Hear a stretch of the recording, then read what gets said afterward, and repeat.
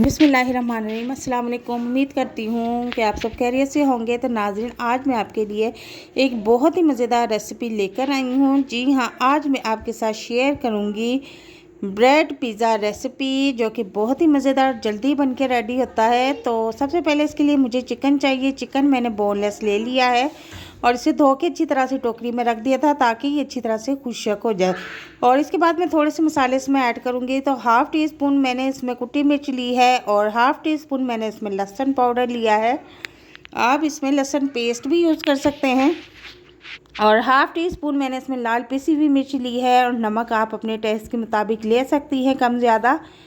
तो मैंने अपने टेस्ट के मुताबिक ले लिया है। और हाफ़ टी स्पून मैंने इसमें हल्दी ली है और हाफ़ टी स्पून से भी थोड़ा सा कम मैंने अदरक पाउडर ले लिया है।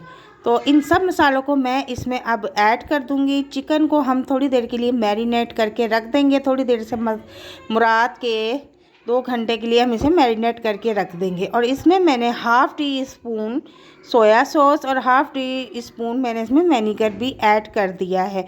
अब इसको अच्छी तरह से तमाम मसाले को चिकन के साथ मिक्स कर लेंगे। और मिक्स करने के बाद मैं फिर बता दूं कि इसे 2 घंटे के लिए मैं मैरिनेट करने के लिए फ्रीज़र में रख दूंगी। तो 2 घंटे गुजर चुके हैं। तो दूसरी तरफ हम इसका सॉस रेडी कर लेते हैं। तो 1 चम्मच के करीब मैंने इसमें मायोनीज़ लिया है और 1 चम्मच के करीब ही मैंने इसमें केचप ऐड कर दिया है। हाफ़ टी स्पून मैंने इसमें क्रश चिली ली है और चुटकी भर मैंने इसमें ओरिगानो मिक्स किया है। और अब अच्छी तरह से हम इसको मिक्स कर लेंगे। और मिक्स करने के बाद इसको भी हम अब साइड पे रख देंगे। दूसरी तरफ अब हमने एक पैन लिया है, उसमें हल्का सा ऑयल लगाया है। और ऑयल लगाने के बाद जो 2 घंटे के लिए मैंने चिकन मैरिनेट करके रखा था, उसे हम इसको अच्छी तरह से फ्राई कर लेंगे। चिकन को हम जब तक फ्राई करेंगे जब तक चिकन की बोटियाँ गल नहीं जाती। और इसमें हाफ़ कप पानी का भी ऐड कर देंगे और इसको लो फ्लेम पे पकने के लिए छोड़ देंगे। तो जनाब, इसका एक्स्ट्रा पानी जितना है हम खुशक कर लेंगे और इसे अच्छी तरह से फ्राई करने के बाद फ्लेम को ऑफ़ कर देंगे। तो चिकन का एक्स्ट्रा पानी खुशक हो चुका है। इसको अच्छी तरह से हम फ्राई करके हम साइड पे रख देंगे। अब हम ब्रेड लेंगे। ब्रेड के ऊपर जो हमने सॉस रेडी करके रखी थी, उनको अप्लाई करना शुरू कर देंगे। तमाम स्लाइस पर मैंने पिज़्ज़ा सॉस अप्लाई कर दिया है। इसके बाद मैं अब चीज़ के स्लाइस लूँगी और एक एक स्लाइस पर चीज़ के स्लाइस रखती जाऊँगी। इसके बाद मैंने जो चिकन रेडी किया था वो भी इसके ऊपर रखना शुरू कर दूँगी। चिकन की क्वांटिटी आप ज़्यादा भी कर सकती हैं। अगर आपको ज़्यादा चिकन पसंद है, पिज़्ज़ा में चिकन ज़्यादा हो या सैंडविच में चिकन ज़्यादा हो, तो आप इसका ज़्यादा भी यूज़ कर सकती हैं। तो मैंने इसी तरह चारों स्लाइस पे चिकन रख दिया है।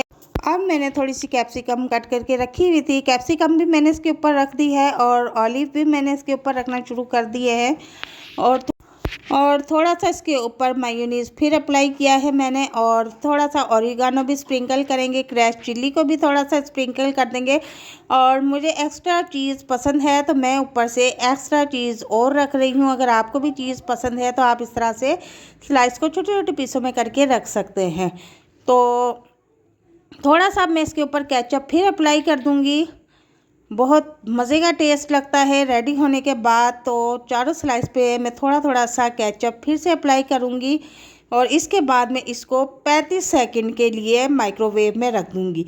और अगर आप इसको पतीले में बनाना चाहते हैं तो पतीले में ये सिर्फ 1 मिनट के अंदर रेडी हो जाएगा। तो माशाल्लाह से हमारे पिज़्ज़ा सैंडविच बहुत मज़े के रेडी हुए हैं।